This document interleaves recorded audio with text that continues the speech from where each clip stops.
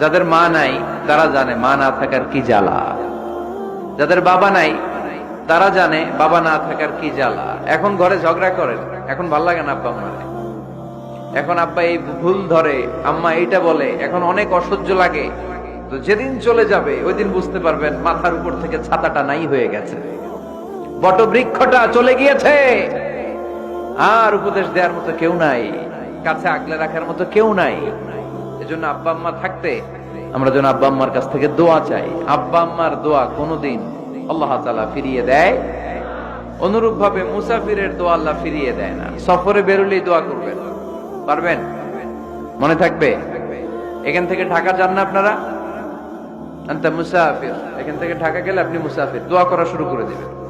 যদি জুলুমের শিকার হন, মাজলুম, ইত্তাকু দাওয়াতাল মাজলুম, আল্লাহর হাবিব সাল্লাল্লাহু আলাইহি ওয়াসাল্লাম বললেন মাজলুমের বদদোয়াকে ভয় করো, কারণ মাজলুমের বদদোয়া আর আল্লাহর আরশের মাঝখানে আল্লাহ কোনো পর্দা রাখে না। দোয়া করতে দেরি, এই দোয়া কবুল করে নেয় কে?